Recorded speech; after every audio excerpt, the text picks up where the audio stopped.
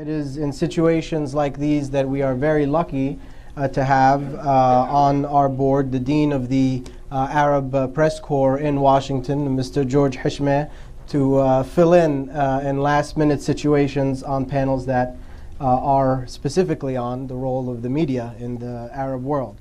So we're very happy to have Mr. Hishmeh fill in today. He is joined by Dr. Abderrahim Foukara, who is the Washington Bureau Chief of Al Jazeera. He was born and raised in Morocco, but later settled in the United Kingdom, where he completed a PhD before joining the BBC World Service in 1990. Those of you familiar, of course, with Al Jazeera would know him from the weekly program Min Washington, which is an important program covering events for Al Jazeera from the United States. And our third panelist is Mr. Joseph Dana, a writer and a journalist based in the West Bank, and he's a senior writer at the independent web magazine Plus 972, which is really a refreshing voice that is doing some important work in using new media to cover the events in and around Palestine. And so we'll begin, I think, by having the presentations. We'll move then to a question and answer session. I'll remind those viewers online once again that you can participate, of course, via Twitter, Facebook, and so on, using the hashtag PCConf.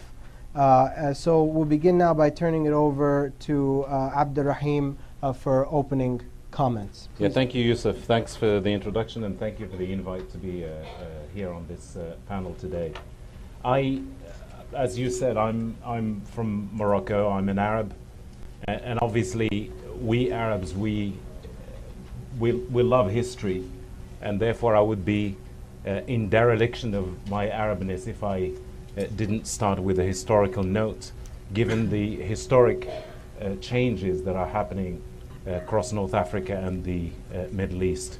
I actually wanted to tie this up to the notion of bias that was mentioned in the introduction a little while ago, because we Arabs, whether we are in the Maghreb or in the Mashriq, we always had a little bias against a country like Tunisia. It's a very small country, sandwiched between two powerful players, one of them pure North African, the other one sits between North Africa and the Middle East, and that is Libya. And the reason I mention history is that for those of us who are familiar with the history of Tunisia, there was something in the distant past of Tunisia which seems to resemble what Tunisia has unleashed across North Africa and the Middle East over the last 9 months. And that particular event I'm referring to actually happened in the 12th century. If you think about how central Egypt is to Arab and Muslim history as a whole, then you have to mention the fact that the Fatimiyin, the Fatimids, actually initially established themselves in Tunisia. And they were looking for a way to expand their influence and to cause the kind of earthquake that we are witnessing today in North Africa and the Middle East. So what they did, they had their eyes set on the prize, and the prize was Cairo. So basically the Fatimids moved their capital to Cairo, and that has serious geopolitical ramifications for the entire region, very similar to the kind of geopolitical changes, ramifications that we are now seeing in North Africa and the Middle East, because a young guy called Mohammed Bouazizi set himself on fire. Now, when you talk about the bias, you also talk about the bias. I want to talk a little bit about the bias of the media vis-a-vis a country like Tunisia, because even after several weeks of protests in Tunisia, we, including Al Jazeera obviously, we had no idea that it was actually a revolution of a sort happening in Tunisia. We all assumed that Ben Ali was going to deal with the protests in Tunisia in a similar fashion to the way he dealt with previous protests in Tunisia, which is quash them and move on. And it wasn't until the very last few days of his regime that we in the media, including Al Jazeera, began to wake up to the fact that we had been biased in assessing the importance of what had been going on in Tunisia. And we suddenly realized, wait a minute, if this regime folds in Tunisia, Egypt, because precisely of historical precedent, Egypt would be the next best qualified candidate to follow suit, which is exactly what happened, despite at that time protestations from the Egyptian government. Ahmed Abul Ghait, for example, who was the foreign minister under Mubarak at that time, saying Egypt is not Tunisia. And then later on we heard the Gaddafi saying Libya is neither Egypt nor Tunisia. And now we're hearing Bashar al-Assad saying Syria is neither Libya nor Egypt nor Tunisia. It's really interesting. If I may, and I hope I'm not going to take up too much space in these opening remarks, but if I may just hark back to something that's very commonly said, particularly in the West more than in the Arab world, in trying to describe the current events in the Middle East. A lot of people in the West, particularly in this country, in the United States, initially referred to events in the region as the Facebook revolution, as the Twitter revolution, as Al Jazeera revolution, all these different appellations, which are to various degrees true. But they hide a big fallacy, which is that what actually happened in Tunisia was the result of many different things that had happened in Tunisia and across North Africa and the Middle East for several decades. One of them is the kind of repressive oxygen that people had been breathing in for several decades in the region, political oxygen, compounded by the fact that in the case of Tunisia, for example, we all know that Ben Ali had been going around for several years telling Tunisians that under his rule, their standard of living approximated the standard of living in a place like Belgium. And therefore the equation for him was, give me your political freedoms and I'll give you a high standard of living. It turned out that in fact he wasn't able to offer the Tunisians either the kind of really shocking poverty that we saw in parts of Tunisia, and which gave rise to the self-immolation of Bouazizi, really showed to what extent that was a lie. Whether he actually believed it himself or not, we don't know, but it certainly was an economic lie. And so you have that combination of the politics and the economy. One final thought, since I come from Al Jazeera, Twitter and Facebook certainly did play a very important part in helping people connect and organize in terms of hitting the streets and protesting initially in Tunisia and Egypt. And I do think that without Twitter and Facebook, the outcome of people actually hitting the streets may have been somewhat different. The organization may have been different. The timing may have been different. But certainly those new technologies did allow people to organize and maneuver.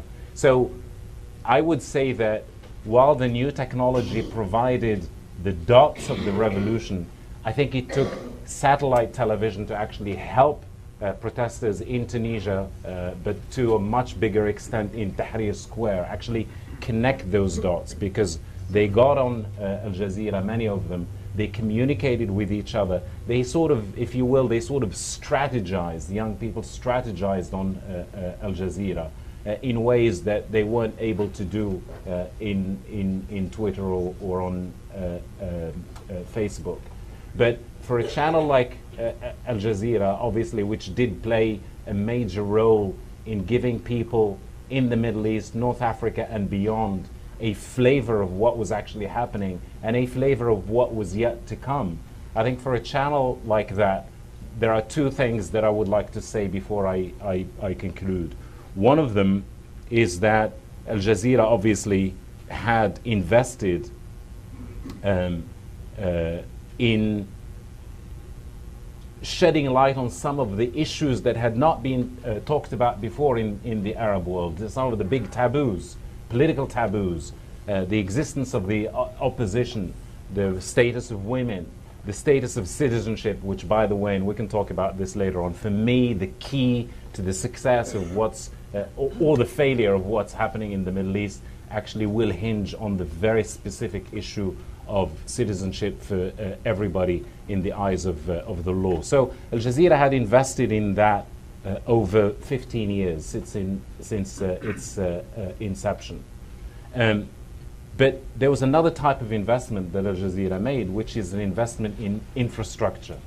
Because if you take a place like Egypt, for example, Egypt being the country that it is, being the geopolitical weight that it is in the Arab world, Al Jazeera had heavily invested in its infrastructure in Egypt, so that when the revolution, so-called revolution, started to unfold, and the Mubarak regime started to place either constraints or to try to shut down the international media altogether, Al Jazeera had the necessary infrastructure in the country that actually enabled it to circumvent those constraints and to continue to bring the events in Tahrir Square, not just to people in the Middle East, and this is very important, but to people in the United States, because you had that conjugation, if you will, of what was going on in the in the Arab world and how the Obama administration reacted to it, that led to the various outcomes,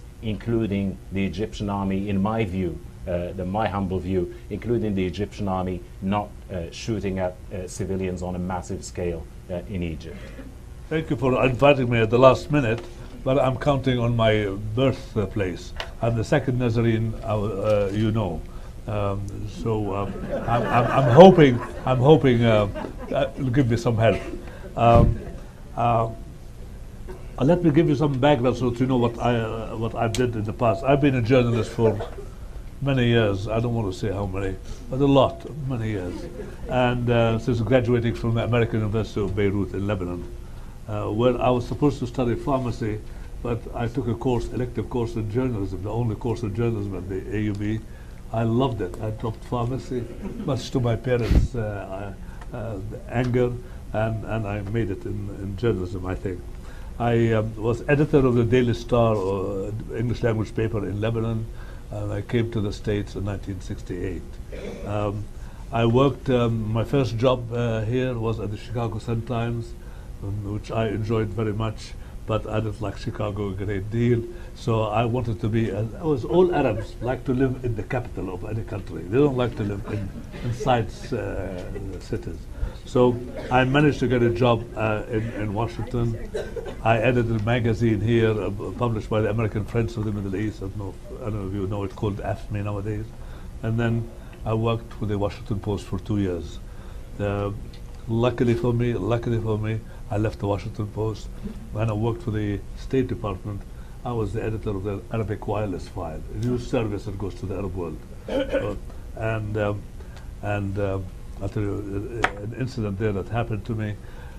Usually, everything published in foreign language is translated to English so that the genuine Americans can read it. So I was the first guy to say, I won't do that. You have to trust me, or I'm not an American. And they agreed. I changed the whole policy of the US government on this question.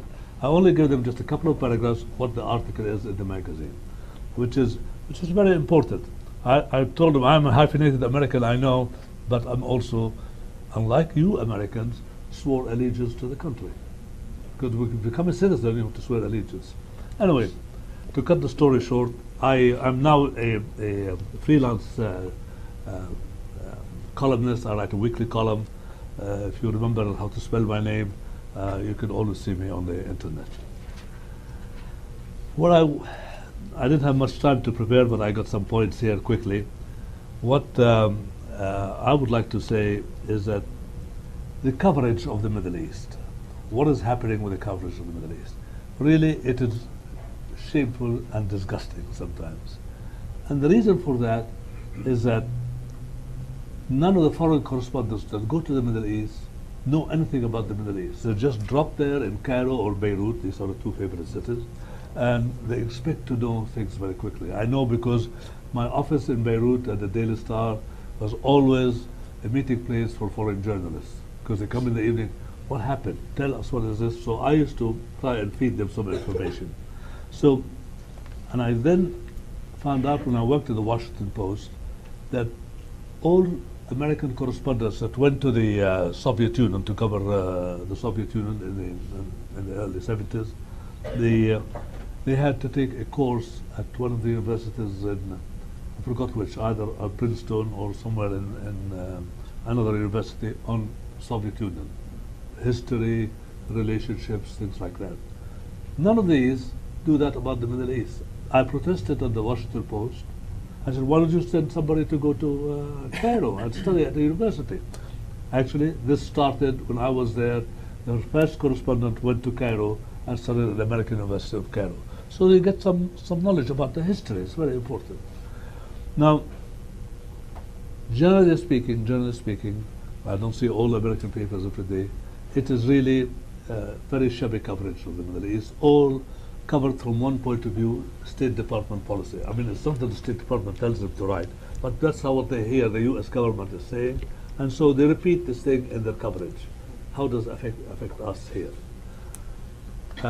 So it's very important, really, that American foreign correspondents go to the country where they're covering and learn about it before they start writing about it. This is very important, just like I do.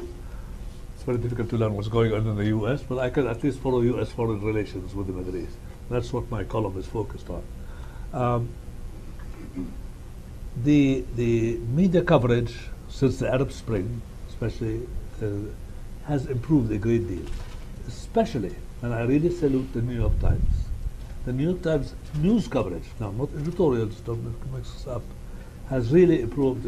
Every day you look at the paper, there's 6, 7 stories on the Middle East, because of course the Arab Spring is earth-shaking and changing things in the Arab world and affecting the relationship with everyone else, including our favorite friend, the Israelis, and the U.S. oil and things like that. So it's very important that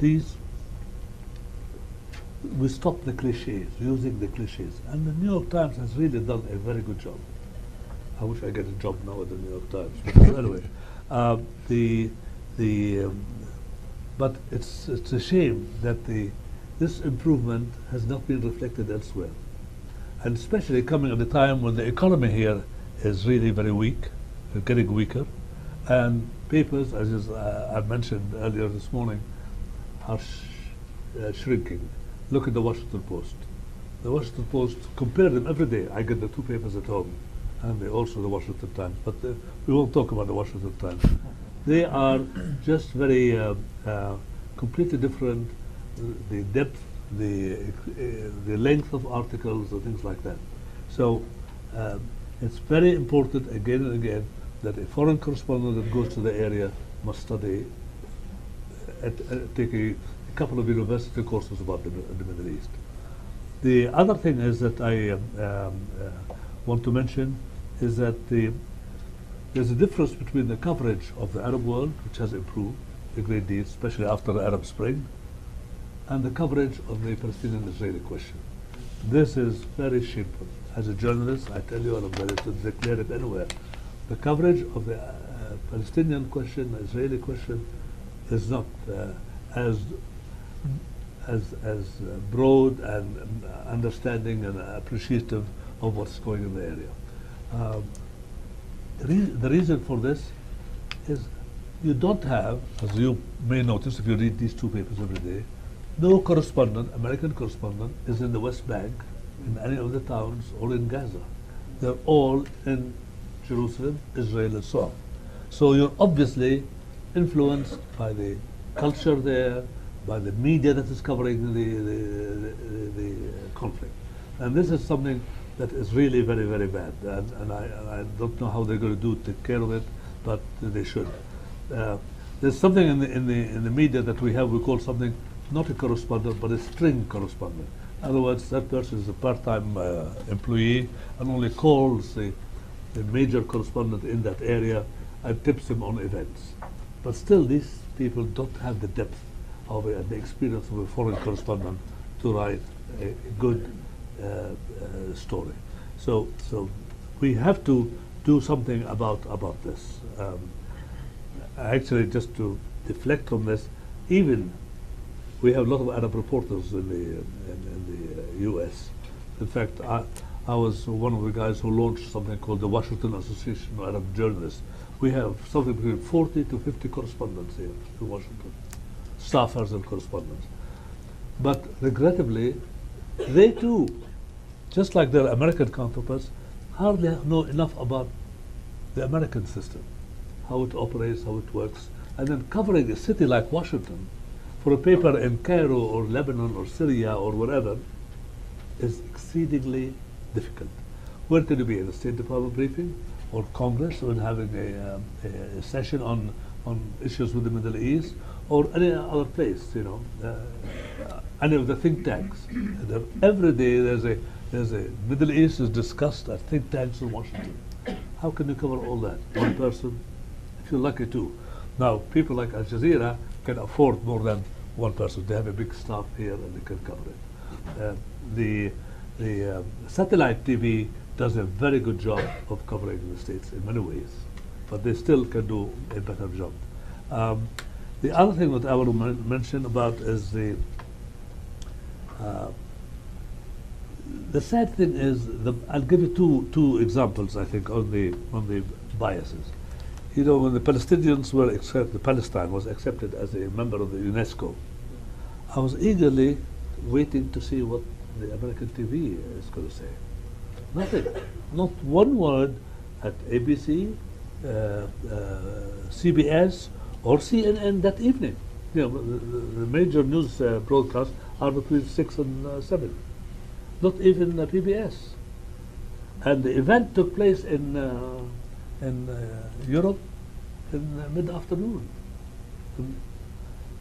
I turned to BBC at 6 o'clock, which is carried by PBS, and they had the whole session, the people standing up clapping. I only had to read this the next day. And as you well know, I don't know why they didn't cover it. Either they failed, they didn't have anybody there, but they could have picked up the news source from the wire services, AP or Associated Press, or Reuters or whatever. So there is, and I hate to say it, there is a bias about covering things to do with Palestine. The Israelis are very influential in the city. You all know that. I don't have to tell you about it. Now, talking about the Arab media, a counterpoint is journalism is not taught in all universities. Still till today, the American university has a minor field in journalism, but they don't have a full department or college in journalism, which I think they need very much. And regrettably, the print media in the Arab world cannot support itself. They have to depend on financing, usually government financing, which makes coverage, and correct me if I'm wrong, coverage becomes very difficult. Even the satellite TV, and believe me, what has changed the whole atmosphere of journalism in the Middle East is satellite TV, especially a station like Al Jazeera. But still, satellite TV has its own restrictions depending where they're covering. For instance, very few discuss Bahrain, which is a royalty, a monarchy. Of course, everybody loves to cover Syria. The favorite broadcast is on Syria because nobody defends Syria, not even the owners of these TV stations, which are usually government financed as well. Of course, there has been a change in Egypt. I was told by the earlier speaker today who was here that there have been some change, but there needs to be advertising. And one of my recommendations I've done in the past, I'm just trying to recall what I've done, is that all foreign companies that do business in the Middle East, whether drilling for oil or selling their products in the Arab world, should advertise in the local media. That's how you make it stand up to their publisher, whether he is a government official or somebody else, or get rid of the government officials. Now in Egypt, there are a few outlets, news outlets, that have been able to walk away from government financing and expect financing from other groups. This is what is important for the both sides. Educate the foreign correspondent, American foreign correspondent, and also finance, private financing of Arab news outlets. It's very, very important to get a good picture of both areas. We drop all these cliches, Islam, Muslim, things like that, or underdeveloped or backward or what have you. It's very important because it hurts one feeling. I, as a Arab American, I get very upset when I read these biased stories that appear in the papers. And I'm really delighted to be here and honored to be on the panel. And I'm excited because I'm going to bring more of a perspective on the ground in Palestine, and especially about new media.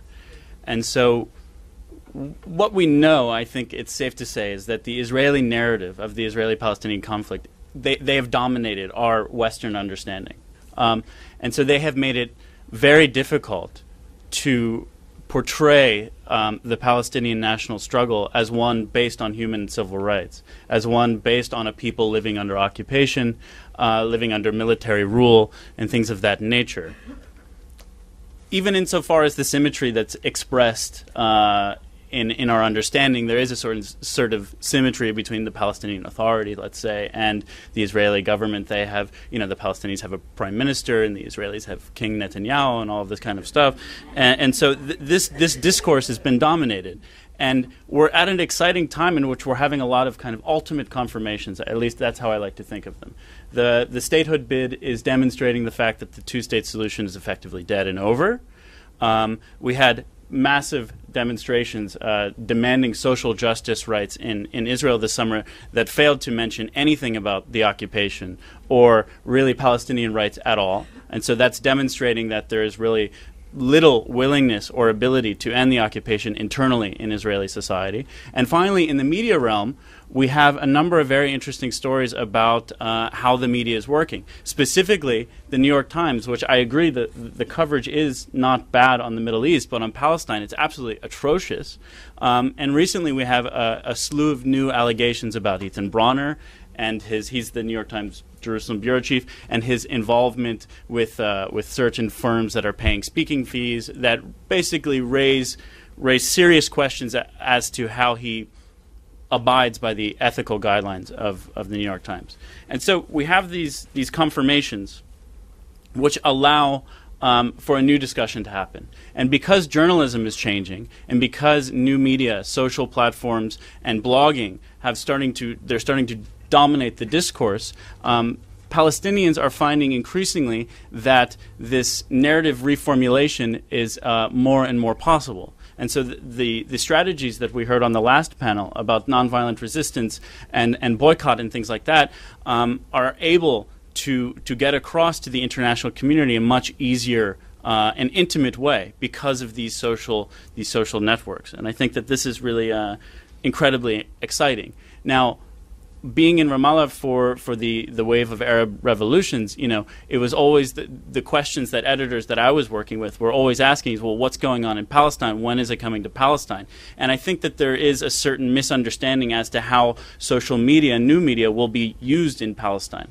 Facebook and Twitter is not necessarily needed for organizing demonstrations and protests and things like that. It's much more needed for this narrative reformulation that I'm talking about. So when there's a demonstration in Kalandia and the Israeli press and the international press is portraying it as a violent act against the status quo, social media can jump in and show a very intimate angle that this is in fact more about human rights. This is a demonstration against a very oppressive system, and it's not completely changing the narrative as it were right now. But I think that it is changing. I can say that from my own experience. I use the Twitter platform all the time, and I've kind of perfected or trying to perfect a way of live tweeting at these demonstrations, right? And so I'm there and I'm trying to tweet what I see.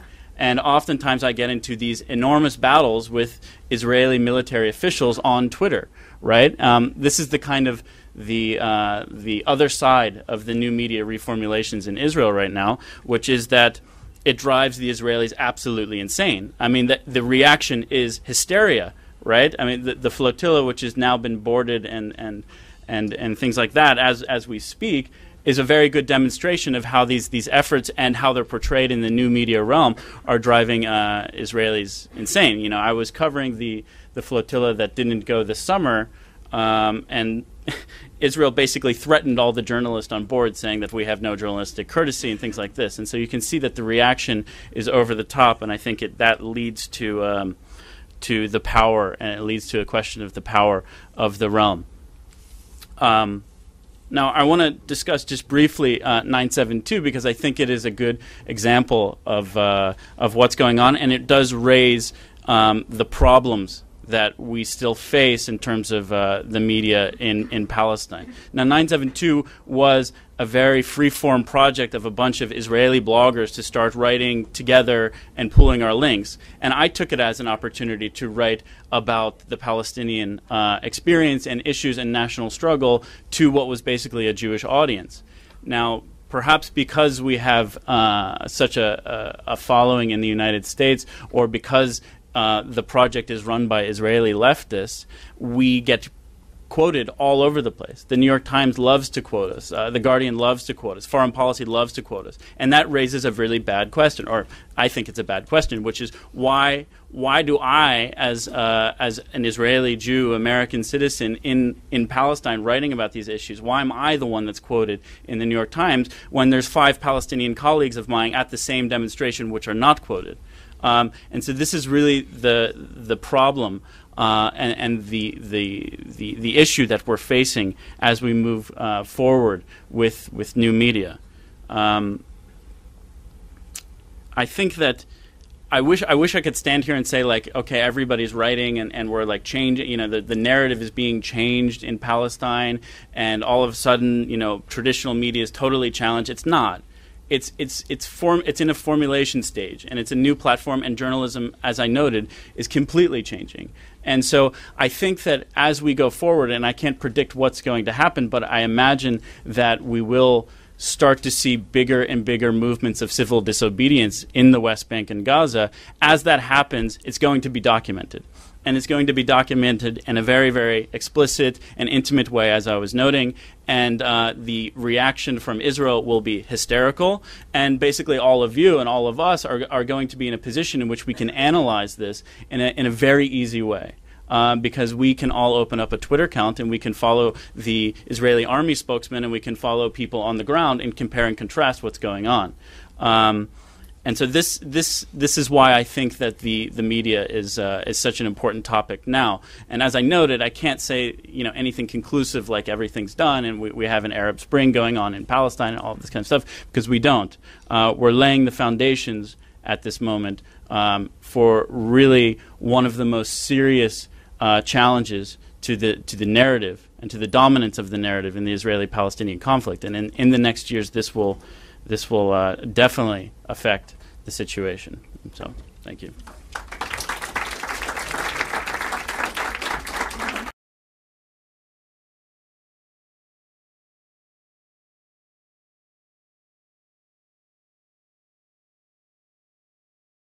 Remind those watching online that if you want to send your questions into our panel, please do so now so we can try to bring them in during the question and answer session. Before we collect questions, I wanted to pose one to our panel who, as I mentioned before Joseph spoke, come from different perspectives within the industry. And it is relating to new media, and specifically how, in your own experiences, if any, coverage that before the presence of new media would not have been challenged has been challenged.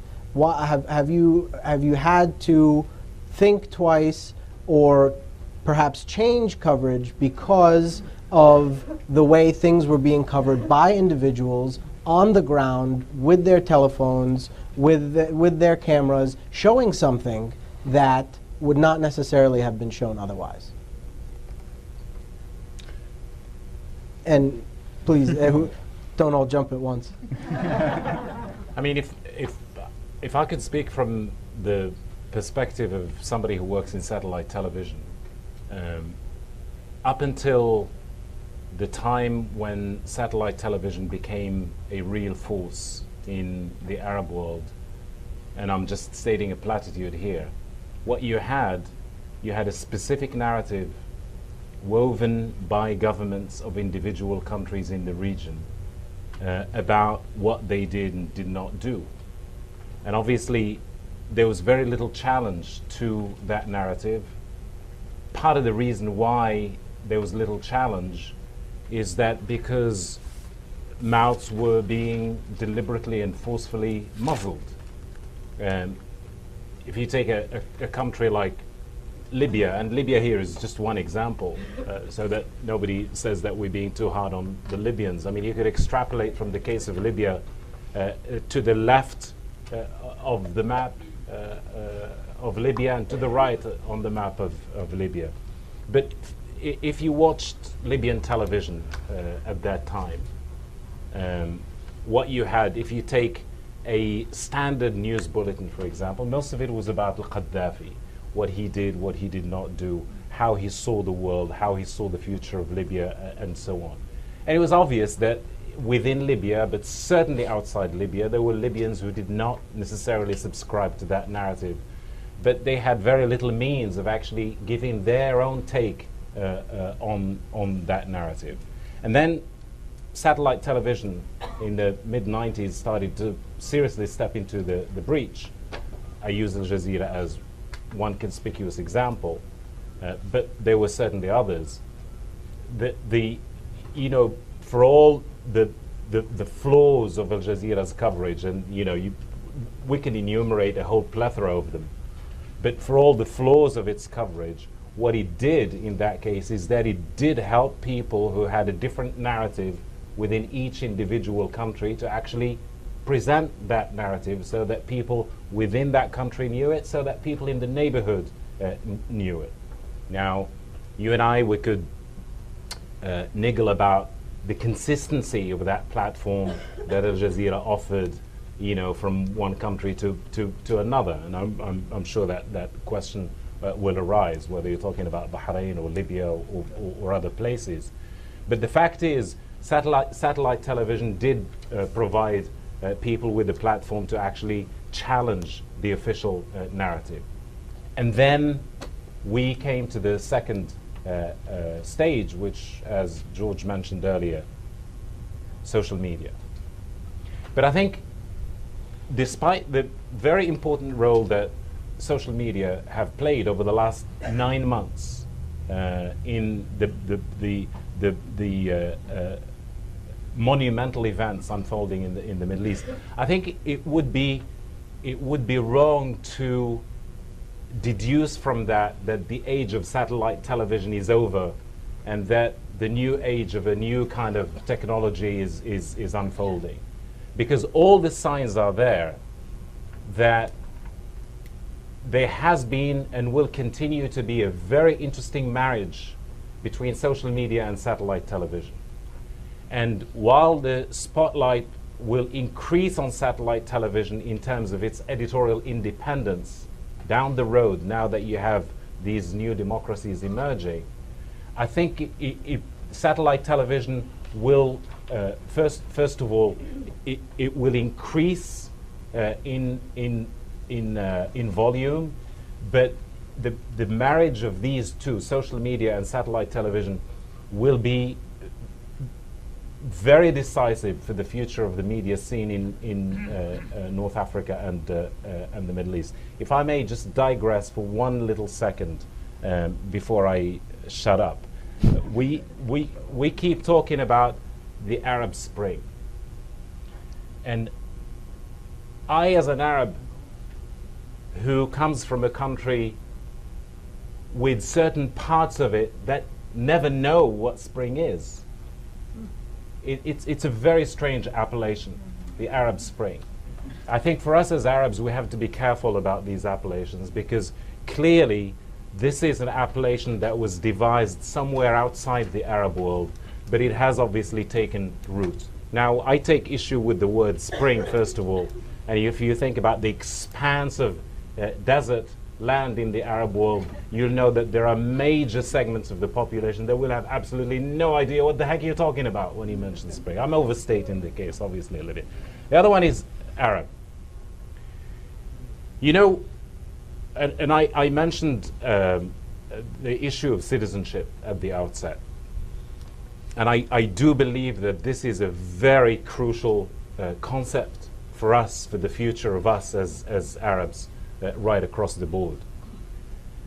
But I worry sometimes that at a time when people in the Arab world have a bigger appetite to talk about citizenship, we are using the term Arab in a way that is very reductionist, that doesn't fully express the full potential and expanse of this wonderful word Arab, because there are a lot of minorities in this Arab region who do not necessarily see themselves as Arabs. And one of the strengths of ancient Arabs, certainly in the case of North Africa, I will not talk about the Levant, because that's much more complicated than I can absorb in terms of minorities. But I'll certainly talk about North Africa. When the Arabs came to North Africa, the focus of their advance in North Africa was principally not in terms of ethnic group or race. It was about a way of looking at the world. It was about a way of being in the world. And that's why people in North Africa embraced the term, whether they were ethnically Arab or not. So what I'm saying is that at a time when we're talking about the importance of citizenship, doesn't matter what I am, if I live in that region, it doesn't matter whether I'm ethnically Arab or something else, whether I'm Muslim or Christian, whether I'm Sunni or Shia, I think it would be very detrimental to the future of these revolutions if people right across the board, doesn't matter what they are not considered full-fledged citizens, period. And then the umbrella of Arabness, it speaks for itself in that case. Anybody who wants to call himself Arab or herself Arab, they'll do that based on my humble belief that being Arab is not necessarily about ethnicity or race. It's about a way of being in the world. Thank you, Abid. Did you have anything, Joseph? Or it's a very exciting time to be a journalist in the West Bank, and I agree there's not many of us that are actually there all the time, because there's a platform to write about basically anything we want. Now, getting paid and living, that's a different story, but the ability to write about things and really any issue is enormous. And so I write often about the military court system in the West Bank as one of the primary manifestations and aspects of control of the occupation. And it's shocking material, and it's not discussed in the mainstream media really at all. Even after the prisoner swap, I thought that this would be an opportunity, and I pitched many articles to mainstream bureaus saying, listen, let's talk about the military court system as how the occupation is governed, and there was no appetite for it, and so I blogged about it. And so I think that this is where the platform of blogging is really able, again, to challenge the narrative and to demonstrate exactly what occupation looks like. Because I think, as someone that grew up in the United States, it doesn't make any sense to me. When I grew up, I didn't know what it really meant. And when you describe the military court system, and you talk about how the conviction rate is 99.7%, and 700,000 Palestinians have gone through the system, and the way that they're using it in these villages that were being discussed earlier in the previous panel as a way of just railroading unarmed demonstrations, then it can be an incredibly stimulating journalistic endeavor. Now, what's interesting is that for a long time, in terms of social media in Palestine, is that the platforms like YouTube would serve to kind of embolden the core activists. And now we're starting to see that change, in which that discussion is starting to trickle out. And so YouTube videos challenging State Department officials about their classification of what is ostensibly a Palestinian Gandhi in Berlin and how they're negotiating. This once was something that would just be shared on activist Facebooks, and now it's just going all over the place, and it's getting picked up as the mainstream news bureaus adopt the blogging platform. And so you see this kind of mix going on, which is great. I mean, like I said, it's not great if you're trying to work, but it's great if you're interested in getting these stories out. And so I think this is where I see it at play on the ground. Thank you, Joseph. Let's have a show of hands and try to collect questions to accommodate as many as possible. We'll start with the hand that I see in the back there in the gray, and we'll come across the room. If you could make your question brief, and we'll take a few at a time. Just wait for the microphone to get to you. Hi. Right behind you. Thank you. On the question of bias, I'm struck by the fact that in this panel, somehow Al Jazeera is made to represent what satellite television is all about in the region. And I come from Egypt, where, in fact, it's more interesting to look at the variety of satellite television that not only covers the events, but also is opening debate about the role that the media can play in a free and democratic society. It is covering different perspectives. It is playing a very important educational role. And it is certainly more vibrant and is changing the scene in the area. And therefore, I realize we are in Washington, D.C., and therefore the emphasis is what basically different outlets here are doing. But I think that in terms of trying to understand what's going on in relation to the media in the Middle East, there is really a great revolution that is occurring in the definition of what the media is supposed to do as part of this revolution. Thank you. Thank you. Okay, we'll go right here, Dagmar, next to you, and then we'll take two more. Right in front of you. There you go. Yes, I'm Walid Kailani. I would like to say that Dr. Foukara raised a very important point, and that always occurs to me. I was working with the Arab Fund and with the World Bank, visited different Arab countries, and I have noticed there are so many varieties in how the countries, are, different, I would say, ethnics, different religions, different things. But there is something in common that actually make them get together. However, also there are things that also could, if not being taken care of, divide people along the line. So what is very important now is we had dictatorship and now we had freedom. And people are formulating their approach to how they want their freedom or how to do those things. And it's very important to understand that Tariq bin Ziyad had a big role, and there are the Amaziris like in North Africa all the way. But I have seen the best professors in Arabic to be of the Amazigh, so we have also to consider everybody, and I think the media had to do a lot on not saying this is of this sect or on all that, but to put people all together and to be in a positive way where we can go, in the future, and to look at our strengths rather than how we are divided and all that. Thank you. Okay, we'll go right here and then come across the gentleman here. And if we can keep the questions to questions and keep them brief, we want to try to get as many in as possible. Right here in white, Dagmar. We'll come back across the room after that.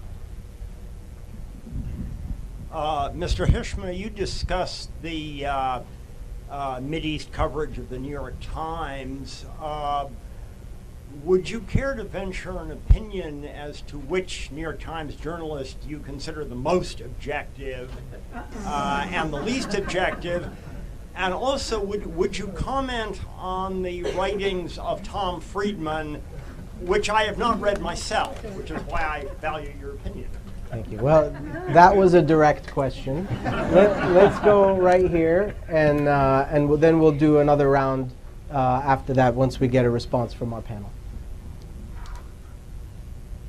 Yes, my name's Maurice Jacobson, and I've actually lived and worked in Gaza and the West Bank for the last 4 years as a documentary filmmaker. And my question is this. I've been traveling around Europe and Ireland and Western United States showing the documentary that I just finished, and I've been speaking to people who already know the issue, and we all know that there are two distinctly different narratives about the situation in Palestine. So my question to each of you as panel members is, and there may not be an easy answer to this, but how do we get beyond those who already know of the issue and care about the issue? And it goes to the panel that was before of how the dynamic changes in raising consciousness for the BDS movement, and how do we reach that audience? Thank you. Okay. I'll reply to his Okay. question, New York Times. Go ahead. I don't like Thomas Friedman. I wasn't commenting about opinion. I was commenting about reporting. No doubt, the New York Times reporting has improved and is in depth, but yet not enough. Like when it comes to the Palestinian-Israeli question, I have yet to see a New York Times reporter go to Nablus and spend a day and see what's going on in Nablus, what the people are doing. This famous Palestinian Israeli artist whose married his wife was Jewish, I forgot his name, who had a theater in Jenin. You know, that story was never even told to Americans. And let's remember one thing. America is a very big country. I lived in St. Louis for a year. Worked with the St. Louis Globe Democrat, very old newspaper. People there are completely, the people there, I'm sorry? Microphone. Oh, you should have said that earlier. You missed a very important thing. You heard me. I think most of us in the room were able to hear. Yes. So the, shoot, what's that? Yes, I mean, it's difficult to please all these 300 million Americans, like the Arab world. I mean, the coverage of the Arab world, what is an Arab, who's an Arab, or things like that, is also the same. What is exciting about satellite TV in the Arab world is not who owns these stations. Most of these stations, except in Cairo, the lady is correct, there are independent TV stations. I was told today by Adil Iskandar this morning. We had a meeting at over lunch a little bit, and it's the other partners that listen to it. Like, we listen to Al Jazeera if you live in Cairo, which, not Cairo, let me say Amman, Jordan, is different than what the Jordanian TV would say. So you don't switch to the local TV except for local news. And you see the Arab news or the international news from Al Jazeera, which is very good because they have offices all over the place and so on. But whether Al Jazeera will do some expose about Qatar, this is another story. I mean, I don't know. Have they ever done that? I'll address that after. He's thinking of an answer now. You know, it's not wrong to think about something sensible to say. I am thinking about it. So the idea is what we need in America, because it's such a big country and people with different backgrounds and different biases and things, is in-depth reporting, not just the hot news. I can get the hot news from AP and Reuters and so on. Demonstrations in town, blah, blah, blah, shouting for this, calling for that. I want the background. What is the really feeling of the people in that area? And this is why knowledge of Arabic is very important, or certainly to communicate with Arabs in a language that they both can speak well and understand each other. You know, there are actually 3 points that, if I may, I would like to tackle in reverse order, beginning with this issue of objectivity and independence. Obviously, everything that I say is predicated on the fact that it is from my own personal experience. So everything should be shrouded in relativity.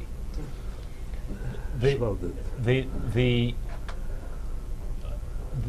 concept, for me, the concept of objectivity is a very funny one, because while we as journalists should always strive to be as objective as possible,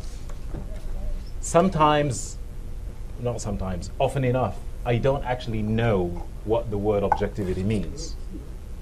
Because if I am an Arab journalist reporting from the United States to an Arab audience, I obviously, or the reverse, if I'm reporting from the Arab world to the United States, I have an obligation as a journalist, as a reporter. I'm not talking about opinion, and I think it's a very important distinction.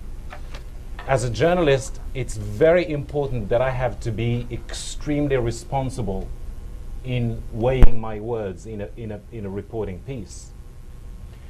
So let's say I am so responsible that I cannot be responsible anymore in the way I report on what I see in the United States. The fact that I'm Arab, reporting to an Arab audience, will sound and smell of lack of objectivity to somebody who is not Arab and who is not reporting to an Arab audience. Because, and I hope I don't sound too pompous and bombastic when I say this, Homer says words have wings. And once they are out of your mouth, you just don't know how they're going to touch your audience. You don't know how they will actually be interpreted.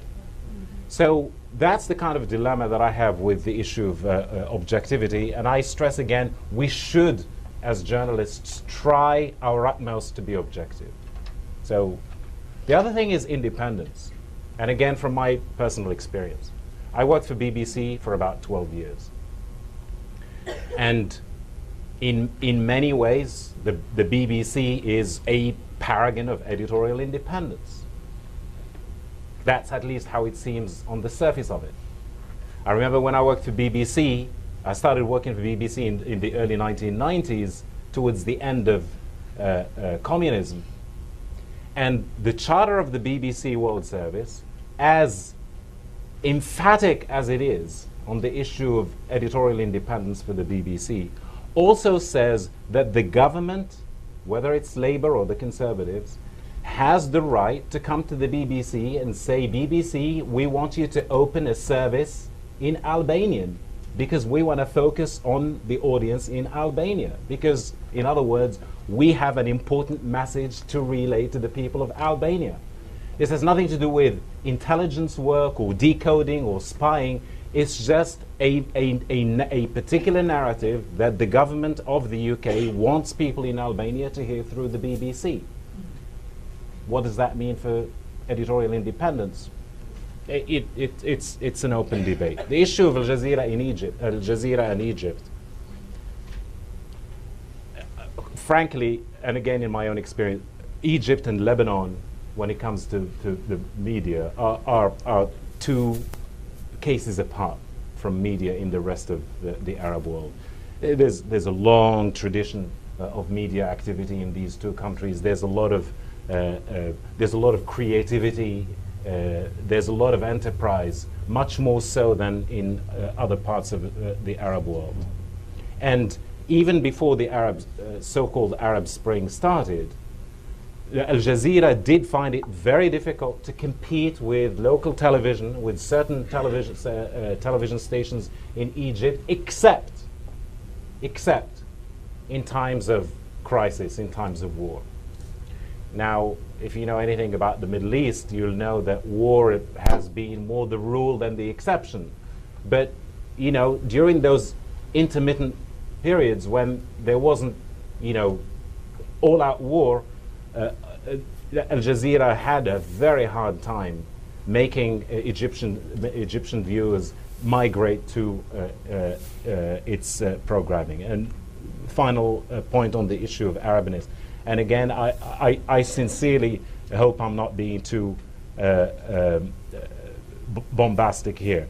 But the issue of, you know, we can look at what's going on in the Middle East now, even from here, from Washington, and say, my sense is, based on analysis and facts, this is what's going to happen in Egypt, this is what's going to happen in Jordan, and so on. But there's another dimension to it, which is not about analysis, it's not about facts. It's about what the Muslim scholar from Muslim Spain, Muhyiddin bin Arabi, called al-ma'rifa al-dhawqiyya. It's something that you know in your bones. It's not about reason, it's not about analysis. You just feel it. And how do you feel it? Because you have that Arabness. You know how the situation in a particular country is actually going to unfold. When things started to happen in Tunisia, we knew Egypt was going to be next. Even now, despite all the predicaments of various so-called revolutions, we know in our bones that there is no going back to how things were. We just feel it. And, you know, again, that's a major component of Arabness, regardless of whether we are Arab or Amazigh or Christian or something else. We're all Arabs, and I think we all have that as a common denominator. Let's take one more round of questions. We'll start here and come across. Why don't we go right here? Do we have the microphone? Just one moment. Let's wait for the microphone so our online audience can hear you as well. Oh, here it is. Right over here. And then we'll come across the room. He had a question already. Oh, he had his too. Thank you. Is it on? Can you hear me? Go ahead. Yeah. Thank you, Yusuf. Just a very quick comment on something that George said. My name is Saeed Erekat, and I'm just making a quick comment on what you said, George. I think there is a great deal of ignorance by, let's say, American journalists in the Middle East, but equally we have a great deal of ignorance among ourselves here in conveying really what America is all about. I think we are in Washington, but we basically report almost strictly about Arab issues in Washington. I mean, people know I spent 5.5 years in the Middle East traveling and so on. There's a great deal of ignorance about America's history, America's politics.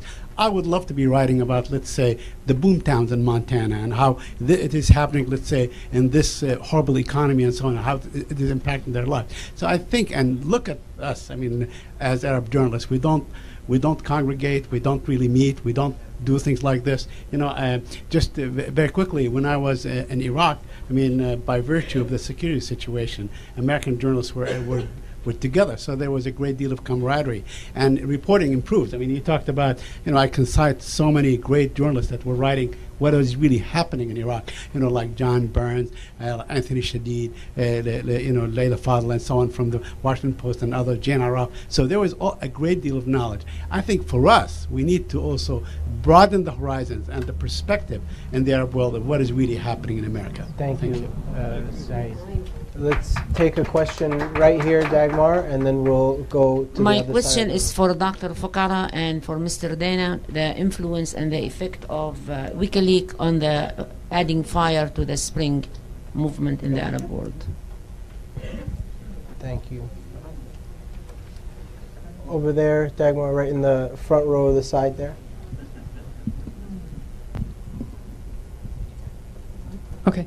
I'm wondering about accountability, individual accountability of journalists. I mean, and when you're talking about these kind of master narratives, Joseph, obviously you have kind of created your own network in your own system, but for journalists who are working within the kind of organized media structure, what is their accountability and what are things that they can do to try and affect change in that narrative?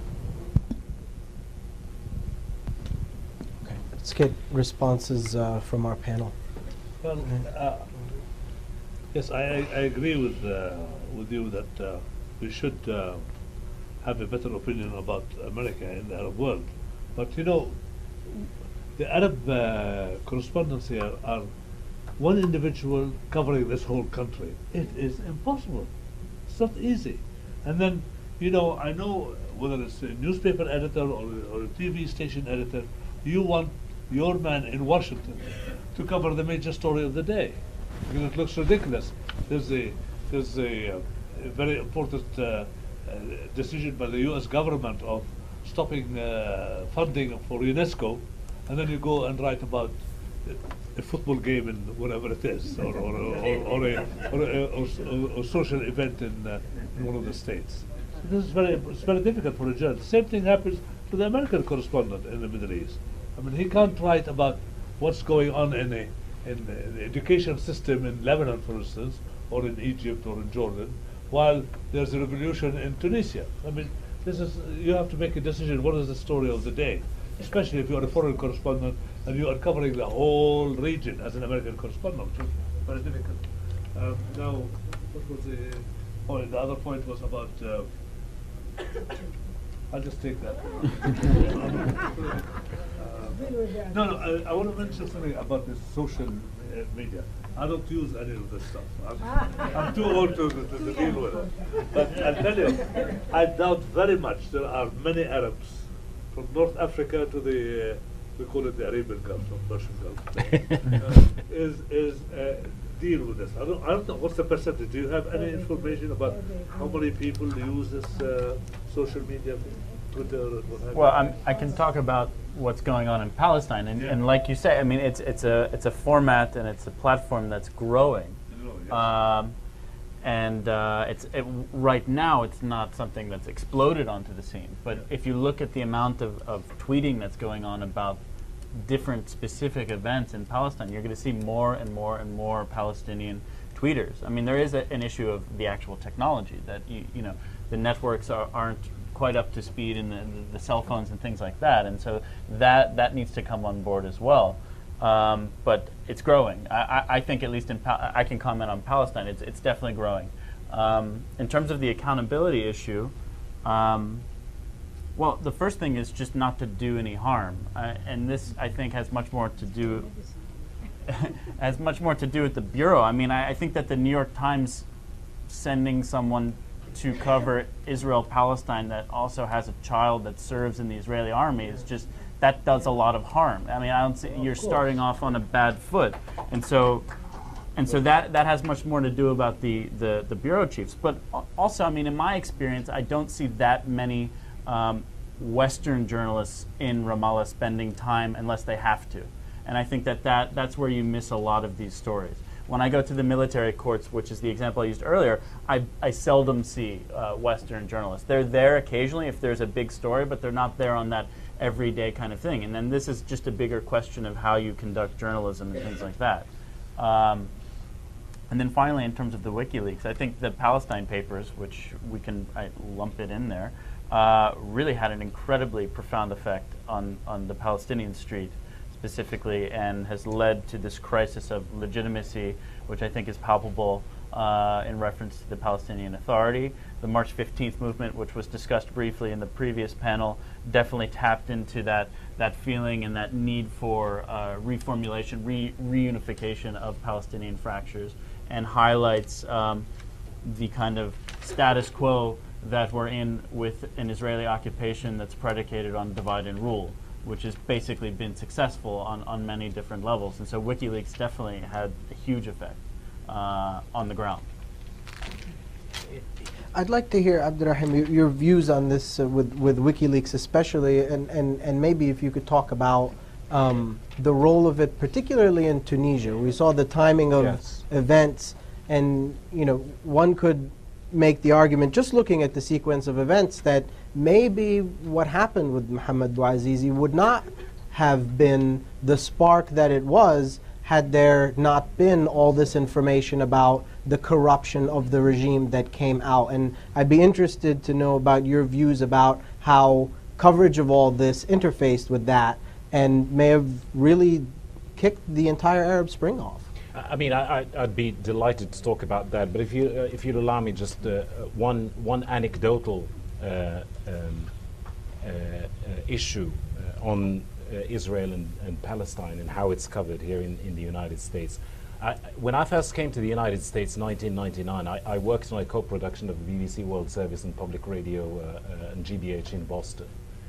And I vividly remember on many different occasions when we did a story on Israel-Palestine, we followed what we journalists conventionally call the golden rule, which is you get the opinion of the other opinion. And I do remember getting listener feedback, and some of it from some American Jews was highly critical of that particular piece, precisely because it gave moral parity to the Israelis and the Palestinians. And the argument was, how dare you put these two sides on a par, which is really interesting. George, I have enormous respect for you, but that doesn't mean I'm not going to disagree with you on the issue of American journalism. I think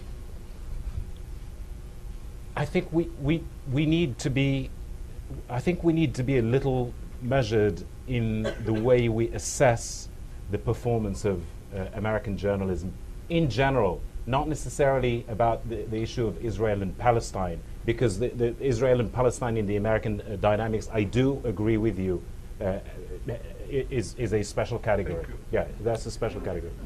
But generally speaking, we in the satellite television, for example, because we're funded by states, there are a lot of things that we can do. American television in particular is about the cash nexus. It's not about always informing the citizenry. It's about making money. It's a business. So anything that's not going to make money is going to find itself in the grind. Whether it's the revolution in Egypt or Tunisia or what have you. Because we have seen excellent examples of American journalism, past and present.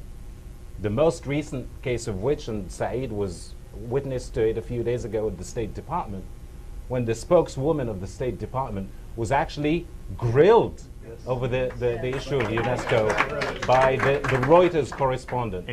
I'm sorry, by the AP correspondent, and then she tried to jump out of the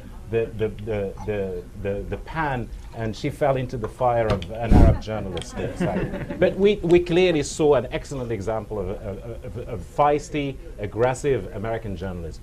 Even more important than that, the issue of Abu Ghraib, for example, American, in addition to Australian and journalism from other Western countries, played a very important part in bringing that story to light. So, you know, when we say we are like this and they are like that, we have to understand why we are like this and why we are like that. Because if you paddle back to the 1970s, American journalism was an excellent example of journalism. Sadly, no longer the case for the cash issue that we talked about. And then one more thing before I get to WikiLeaks. You know, we Arabs and Muslims, we get very miffed when we read Western history books, and it's all about the Western Renaissance and Western civilization, without any mention of the contribution of Arab Muslim civilization to modern science, to the European Renaissance, and so on and so forth. And I think, in reverse, Western journalists must feel the same about us, constantly criticizing, in the case of American journalism. Why? I say this for a very specific reason. When Saddam, for example, allowed CNN to continue to be the only international broadcaster to report out of Baghdad in 1991. What was the significance of that on a practical level? The significance of it was that CNN was able to actually define the war narrative, not just for Americans, for all of us, even in the Arab world. So much so that you had Hosni Mubarak at that time on a commercial on CNN, I can't remember if it was CNN International or CNN Domestic, saying that he'd actually found out about the outbreak of the war to liberate Kuwait, not through the conventional diplomatic channels, but through CNN. And I think for all the success of Al Jazeera, if you want to call it that, I certainly call it that. I mean, there are serious mistakes that we can talk about, but it has been a resounding success. But for all its success, I personally think, that the deep background to the coming along of Al Jazeera was what happened with CNN, because all of a sudden you had a lot of Arabs saying, if those guys can do it, why can't we do it? We have the financial wherewithal, we have the brains, we have everything that could actually enable us in future wars to actually define the war narrative. So you get this cross-pollination, and the lesson for me is that when we criticize Arab journalism, we should know why it is the way it is, if you're American. But when we as Arabs criticize American journalism, we should know why it is the way it is and learn from that. Because now you're going to get an exponential growth of satellite television in the post-revolutions in the Middle East. And you're not going to convince me that every single one of those is going to be 100% editorially independent. I will not buy it. I do not buy into the 100% editorially independent thing. That's not going to happen. So we need to look at American journalism and say, okay, there are serious failures here. How can we? What are those failures, and how can we avoid them? And it just goes back to the issue of Saeed. We, as Arab journalists based in the United States, we should give a more in-depth picture of life in America, not because we want to defend America. America is capable of defending itself. It doesn't need us to defend it, but because we want our viewers in the Middle East, for their own benefit, to understand how this country works, what are its strengths, what are its weaknesses, and learn from that for our own strengths and our own weaknesses. WikiLeaks, you know, there's a whole plethora of different factors, in my humble opinion, that led to the self-immolation in Tunisia. That was the spark. WikiLeaks was certainly, in my view, one of them, because WikiLeaks, it actually just revealed the extent to which Ben Ali, not just him, his family, in particular his wife, was actually enmeshed in the decision-making process when she was neither the president nor the vice president. She was a private citizen. She was the wife of the president. But the extent of the corruption within the presidential entourage, as led by his wife, I think it was WikiLeaks that actually gave us a serious intimation into it. Did that have anything to do with the timing of Bouazizi setting fire to himself? Maybe it did, maybe it didn't. But there were conditions that had accumulated, and we know this from hindsight, and hindsight is always 20/20. But we know that over several decades, that situation was festering, not just in Tunisia, but right across the region. And by the way, just to conclude, if anybody is trying to convince me that there is going to be any one country in the Middle East, or two countries, or three, that will be immune to the so-called Arab Spring in one way or another, I think they must be smoking something.